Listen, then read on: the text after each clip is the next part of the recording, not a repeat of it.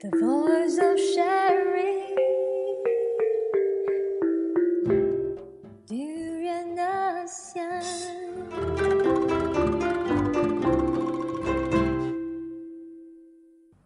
Hi everyone, you're back with Gowri on the ABC ASEAN Breakfast Call. So we're moving on to our next segment here, and today I have Ivy with me, Ivy Josiah, who is the Executive Director of the Women's Aid Organization. Hi, Ivy. Hi. Hi, how are you doing today? Well, thank you. It's a lovely morning. Yeah, it is a lovely morning. Today we'll be talking about domestic violence. So, Ivy, could you give us maybe a little introduction to what is domestic violence? Well, domestic violence is actually a form of control between intimate partners in intimate relationships. Mm-hmm. When one partner, usually a man in this case, but of course it can even happen between, intimate partners, men, women. Okay. When one partner, and in our work, usually the husband, attempts to control and dominate the other through different ways, through physical, sexual, social, and so on. Mm-hmm. So it's not just limited to physical abuse, yeah? It's also... Yeah, I think popular belief is physical, the blue eye and blue and black faces, but aside from the physical, it can also be sexual, social, economic abuse, psychological. Yeah. Mm-hmm. So the general understanding is that it happens a lot to women. Does it happen to a lot of men as well? Not in the same way as women. I mean, it's not a global crisis. Globally, you're looking at almost 35% of women are being beaten, 1 out of 3 in some countries, and so therefore it is not happens. It is violence against women. It's a huge phenomena, but it can happen to men. Because, as I said, it's between it's a power relationship. So if one partner, in this case, it could be another man who has an intimate relationship with another man, or it could be a woman, a girlfriend or a wife who has a lot of power over the husband or the boyfriend, and they end up, abusing the person, not only physically but psychologically. But I think one of the reasons why women's groups are still focusing on women who are being beaten and is because it is still a huge crisis. Not that I want men to be beaten up. We do not want equality in misery. But I'm just saying that the focus has been the women are still at the bad end of the problem. Okay. So what causes domestic violence usually? Well, that's a good question. Let me just then focus on intimate partner relationships between boyfriend, girlfriend, husband, wife. Okay. Very clear when we're looking at a male-female relationship. Now, in all relationships, when there's intimacy, there's also obviously love and expectations from each other. Now, domestic violence happens to wives and girlfriends because there is a sense that the man owns the other person, that the person has to follow his or her orders, that I have a right to discipline the wife, and why. The question would be, why does it only happen in intimate? Because some people will say, oh, maybe the husband is under a lot of pressure, or he has to earn the money, he has to, be the leader. It's very, very difficult. The question should always be, why isn't he then losing his temper and working out his stress by doing other things? He could, he could be beating up any woman on the street, or could be beating up his colleagues at work. There are also female colleagues. Why does one choose to come back home? Right. Secrecy of the home, in the intimacy of the home, and then proceed to beat your wife or your daughter or someone who is seen as in his eyes as being weaker, less important, not equal. Okay. So do you get a lot of these abusive women coming in, and do all of them actually stand up, or are they generally afraid of their husband or their partner?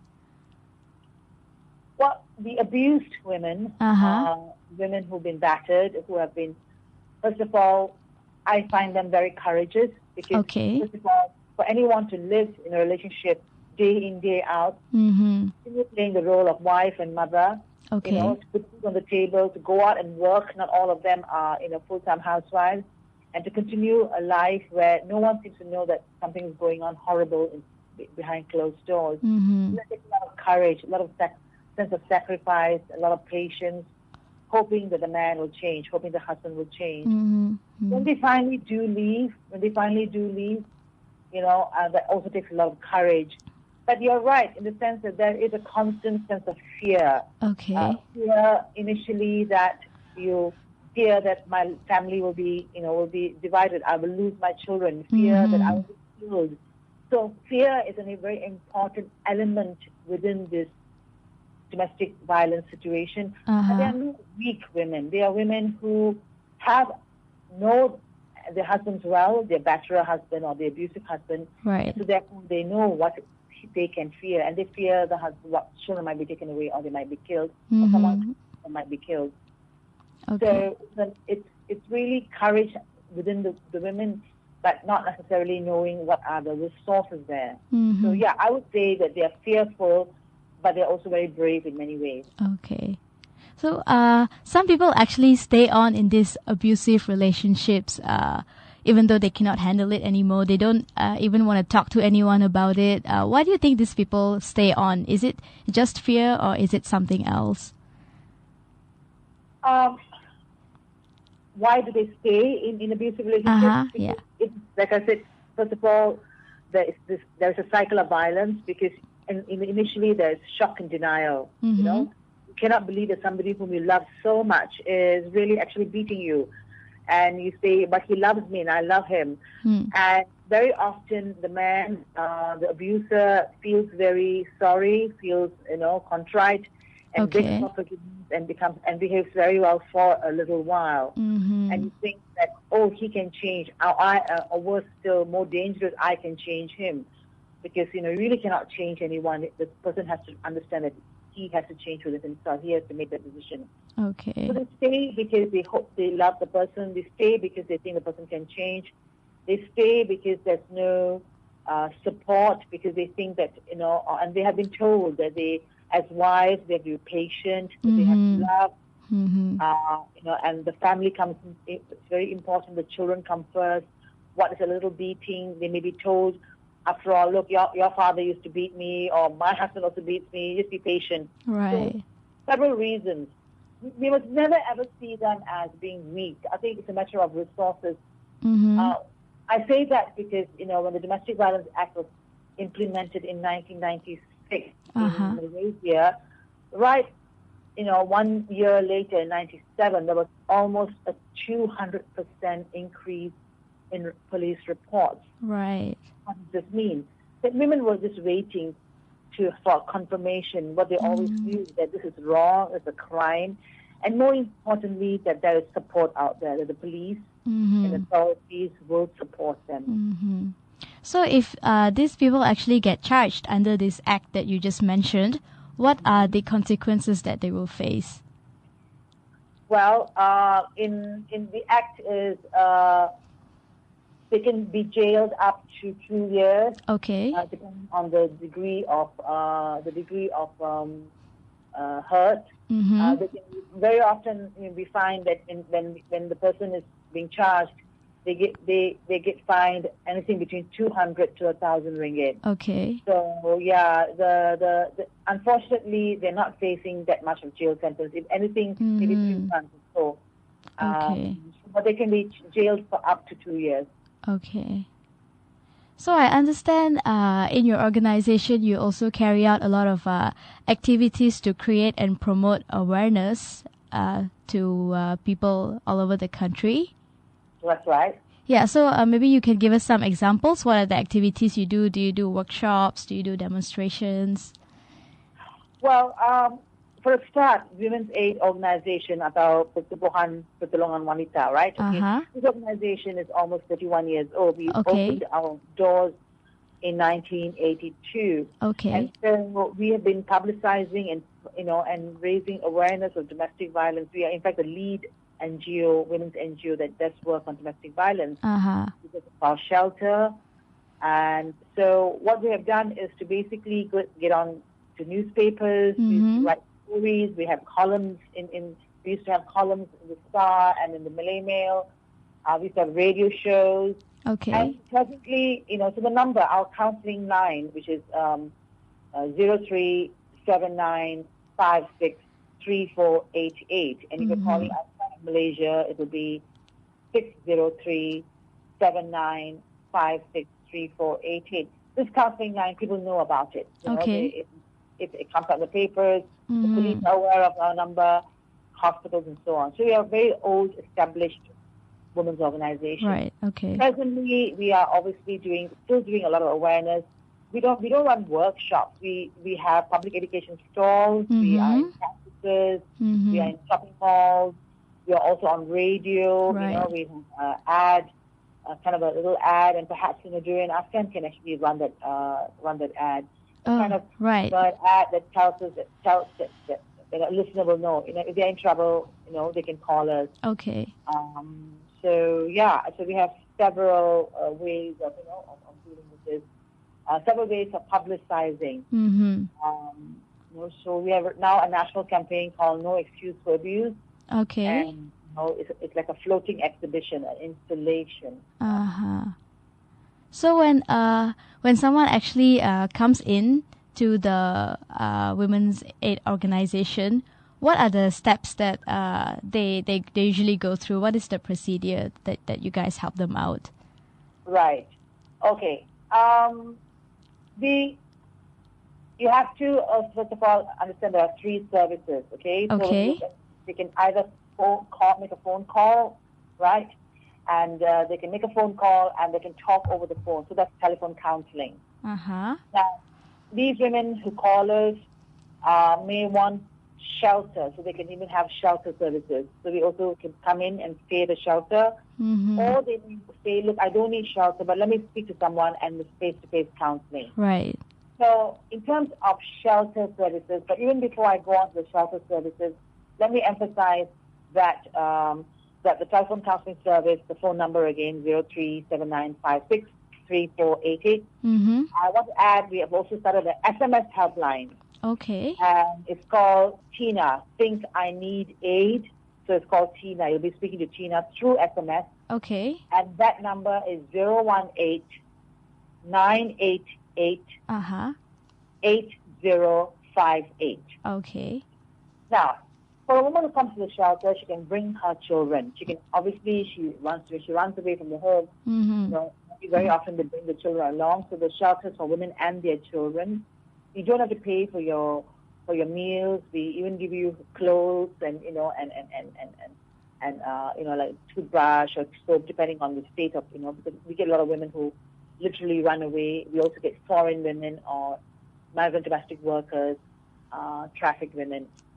So women will be assigned a counselor, a social worker who will help you and talk to you and listen to your story first of all, and then help you decide what you want to do. We give you many options. You may want to make a police report.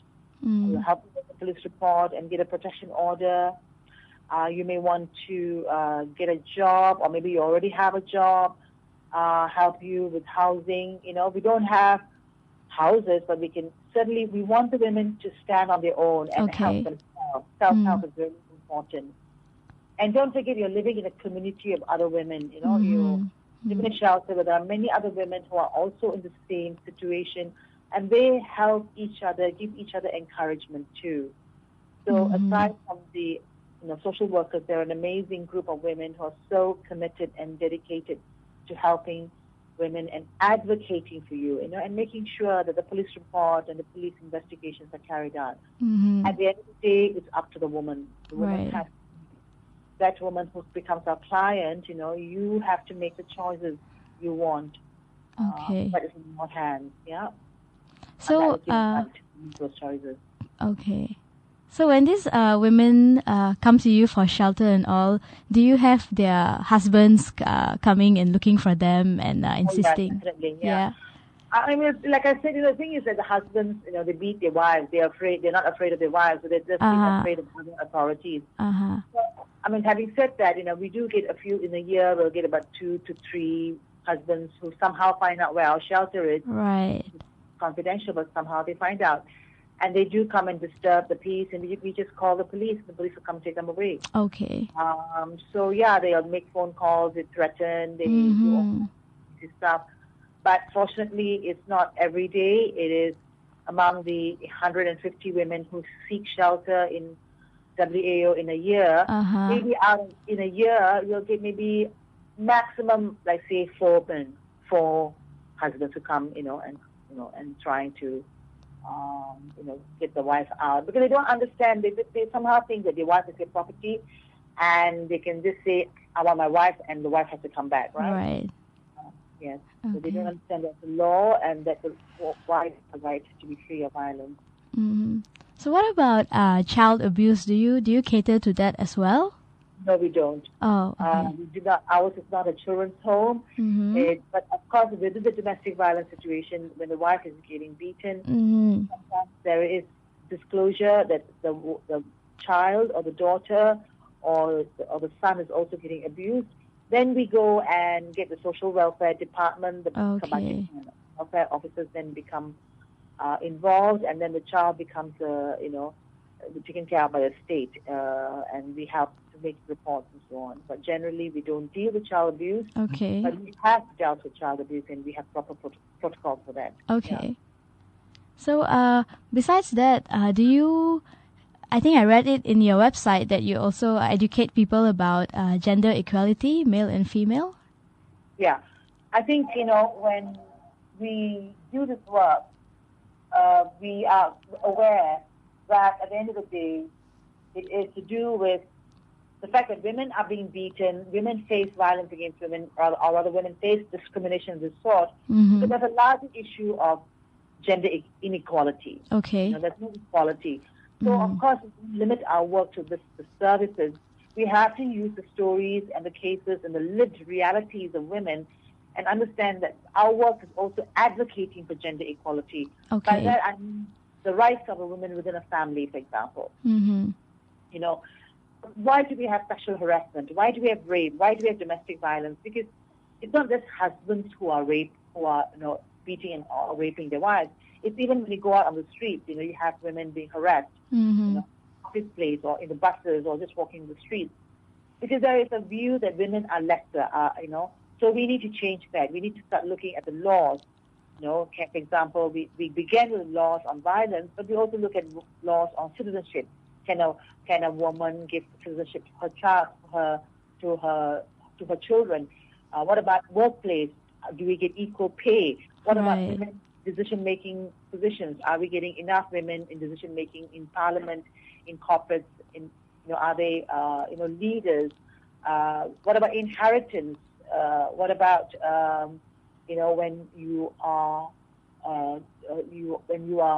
inherit, are you inheriting equally, or does the husband or your male relatives get more? So gender equality is really about other areas of our lives, not just the family, but beyond the workplace, in the family, in public life. So our work, really 50% of work, we're very, very strong on gender equality. We were part of a group called the Joint Action Group for Gender Equality, JAG, that brought about the change in the constitution. Do you know that in Malaysia, as in Thailand and in other parts of ASEAN, there is a provision in the constitution that says that men and women are equal, that you cannot discriminate. Okay. So, just to compare, do you think that domestic violence is a lot more rife in in Asia, or is it the same in Western culture? What do you think about that? I think it's across the board, whether you're living in America or Australia, or living in Pakistan or Cambodia or Laos.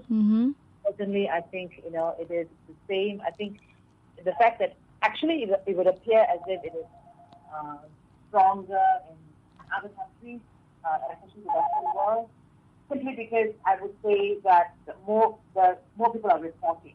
Okay. More people report because they're aware that there are support systems. As you all that more in America. I would say I've traveled all across the world. I would say it's the same everywhere. Maybe in the European countries, in the Scandinavian countries, it's less because I think again there's more gender. There is gender equality is more realized there. Okay. I hate this comparison between Western and Asian. Okay. Certainly in Asia, right now, there are some countries in Asia, like Laos and Vietnam, which is very, very high. But that's got to do with the fact that there are no support systems. Okay. The law is not being implemented properly. So I think the law is extremely important. And in fact, within the ASEAN region, Malaysia was the first in the ASEAN region to have a law against domestic violence. What do you think is the current state of women's rights in this country, or maybe in ASEAN in general? Well, we need to look at the global index. We are not doing very well in Malaysia. I can't remember exactly what. I think we're 57 out of over 200 countries.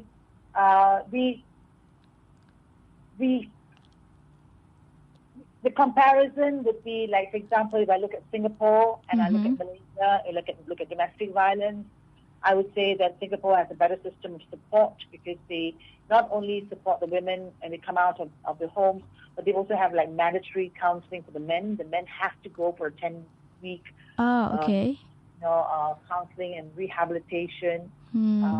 The police action is much faster, possibly because it's a smaller country. But I say just start with Petaling Jaya, start with Selangor. Okay. Start, in smaller areas.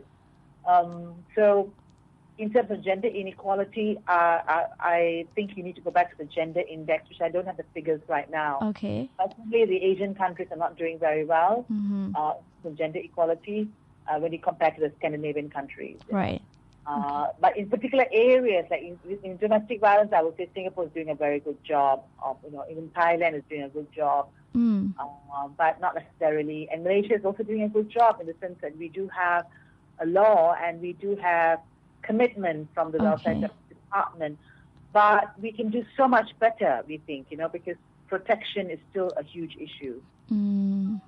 So, like you mentioned about Singapore earlier, that the men have to go through a 10-day counseling. Do you know what are they taught during these 10 days? Yes, the first thing they are taught is that the first thing is about how do you view your wife? What is your attitude towards your wife? Okay. They come in and they say, I have to come here because the law says I have to come. The court tells me I have to come here. What are you tell me? She's my wife, right? She's my wife. Yeah. So the first thing they address is their attitude towards women or their wife. And they try and dismantle this attitude of that I am the leader and therefore my word is more important and that I can do whatever I like. Okay. That this is my wife, this is private. So they are taught about gender equality in a way, right? They're taught about respect for the other. Then they're asked also about their own feelings, their own fears, and their own roles. Society has said, you are man, you mustn't cry, you mustn't be emotional. And you can be emotional. You can actually express your fears and your feelings. So in a sense, giving them a chance also to let out their own frustration. But I think, and then we talk about the violence itself and show them how what they're doing is in a way it is controlling the other person's behavior, other person's thoughts, and putting the person in fear. Putting the person in fear. Why do you want to feel so big? Why do you need to feel so, big, inverted commas, big, by humiliating another person? So we walk through these various stages of, and get an eye on what the woman is going through too. So their own feelings, their own attitudes and principles, that they have a capacity to change. So yeah, I'm very familiar with the. Okay. So, it is true, like you said earlier, Malaysia is doing very well in terms of advocating women's rights. We're slowly getting there. But we also cannot deny that we're still very much attached to the patriarchal system. So I didn't say they were doing very well. I think in comparison, we are doing better. We want to compare it to the Mekong region, or if you want to compare it to other parts of the world. But I do not like the comparison game. Okay. So are we doing well within our own country? I would say they're doing well, but they can be so much better, right? Okay. I think it's really important to understand that in Malaysia, in fact, there is an attempt to turn back the clock. Right. There are so many problems. So many problems. So when I say we're doing well, what I meant is simply this: we have a constitution. Okay. We have the laws. Hmm. We have the men and women, that men and women are equal. We have a domestic violence law. We have laws against rape. We even have, a law against sexual harassment, although limited. This particular provision is very limited. We even have good laws when it comes to women in decision-making positions, inheritance, guardianship, all of that. Mm-hmm. We have the institutions. We actually have a whole ministry that's supposed to look after us, right? Mm-hmm. So the question would be then, are people on the ground, are women actually enjoying these rights? Okay. The challenge is in the implementation, right? Mm-hmm. So again, I come back to domestic violence. Why is it that when it comes to domestic violence, even though you have over 3,000 reports,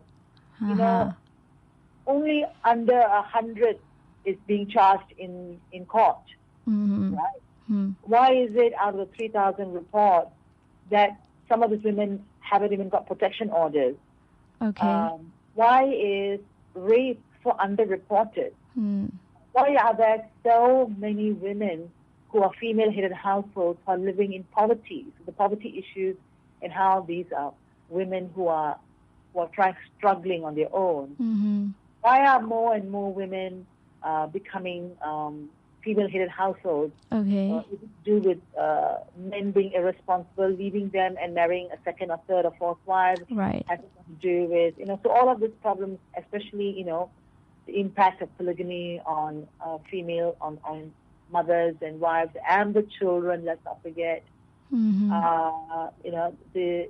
Even just look at how people are reacting to a woman politician who who's right now in the running for a seat in Teluk Intan. Diana. Diana. Diana Yes. Sophia. Yeah. That's right. Diana Sophia. Photograph of her in bikini. Right. Yeah. People when she comes on to talk, and cat calls and food. Sexism is alive and well. It is so huge in this country. So every day we face discrimination. Every day we are, harassed or treated in a disrespectful way. Uh-huh. So there's a lot of work to be done. And so therefore we have the laws, good. We have a ministry, good. We have Aegis Chambers, good. Right. But are they doing the work? Are they doing this properly? Mm-hmm. So I would like to ask you about single mothers in this country. What sort of help is available to them that they can apply for? Basically, any mother who feels that they need more financial help, all they need to do is just go to the nearest welfare department. Mm-hmm. Okay. They have a salary indicator. So if you're earning less than 1,000 ringgit, I believe it's around 1,000 ringgit per household. Mm-hmm. And even that is, I think it's people who can't even survive on $2,000, and especially with the household with at least 5 children. Right. So I believe right now it's 1,000. I could be wrong. I'm sorry about that, but I do know that if you go to the welfare department, you can get help with rent. Okay. You can get help with medical services. Uh-huh. You can have glasses. If you need educational books, you can get textbooks. Mm-hmm. So you can the best place to go would be to your welfare department and the welfare departments are all over the country and district too. Mm-hmm. Again, I think if again, it's about whether or not they're getting proper services and information as to where to go. Right. Yeah. So I know we talked about this briefly earlier, but if you can clarify, what are the laws and policies in this country that we have to protect women and children? Well, let's start with the federal constitution. The constitution is the supreme law of the land. So in the constitution, it does say you cannot discriminate on the basis of race or basis of gender, class, and so on. So gender is already there. Then we have laws that we must uphold and implement properly. We have a domestic violence law. We have laws against rape and even sexual harassment. Within the family, there are laws to protect you. Let's say if you are getting divorced, you have a right to maintenance. You have a right for the child to get maintenance. You have also laws where you are equal guardians. That means, like especially when they face conflict, both the father and the mother in this case is in a guardian too. So you cannot make decisions based on where the father can make decisions. You also have a right to make decisions for your children. I raise this because there is a situation where sometimes the fathers become Muslims and then they go and convert the children. What they're saying is when you got married under civil law, the civil law gave you that right to be an equal guardian. There are laws where you can inherit equally. There's already a policy which says that 30% of women must be in decision-making positions. There are laws about equal pay. There are laws about that you cannot, like for say domestic workers, you must have a contract. You cannot not have a contract. So I think that the women who are the least protected really are the ones who are probably the ones who are refugees who are not recognized by the government. Refugees come from not only from Myanmar but from Middle Eastern countries, from Sri Lanka. And what about domestic workers who are working in our homes? They come from Indonesia, Philippines, Bangladesh. These are foreign women who may not know their rights. For that matter, migrant male workers too. I think every woman has rights, but then if you add on to the fact that you may be poorer, so class, your identity as depending on whether are you a foreigner, are you local, ethnicity, your religion, all of that, your sexuality. There are many other layers of discrimination and obstacles that you may face. So not all women can access their rights equally. Because there are many obstacles in front of them. So I think basically there is such thing as universal human rights. Every woman has to believe that they have a human right to be free of violence. They have a human right to be equal guardians. They have a human right to choose. They have a human right to live without fear. They have a human right to work and get proper salaries. They have a human right to have leisure, to have rest, right? So let's start with the basic right. And even if there is no law in this country about that, we as Malaysians have signed on to international treaties. Malaysia subscribes to the UDHR. So let's start with a basic right, So I think we're coming to an end for our session today. So I just want to ask you, what do you hope Malaysia will be like in the future? Anything that you want to say? What do you imagine Malaysia to be like in the near future? I want Malaysia to be a country, to be a nation where women are equal partners. Whether it's in the home, whether it's in the public life, or whether it's in the in the workplace, wherever they're respected. A place where there's freedom of expression, that when a woman says, I want to talk about what's happening with me, nobody's going to turn around and say, shut up, do not talk too loudly. Freedom of expression, freedom of the media. And certainly, given the way the country is going right now, I would like, a country where racism and sexism is not condoned, it's condemned. But our leaders in our country will say that we must not be racist, we must not be sexist, we must not be homophobic. Another country where there's a lot more compassion and a rights-based attitude, that So yes, it's a lot to ask, but then that is my right also to express that that vision, and I think all of us want a country which is equal. That people are equal partners. Mm-hmm. Okay, thank you very much, Ivy, for joining us this morning. It was nice talking to you. Thank you. All right, I'll see you. So, so that will be all for our ASEAN Breakfast Call this morning. That was Ivy Josiah talking about domestic violence. We'll be back tomorrow at 8 o'clock for more ASEAN news. And also back with DJ Arlene. So I'll see you guys tomorrow.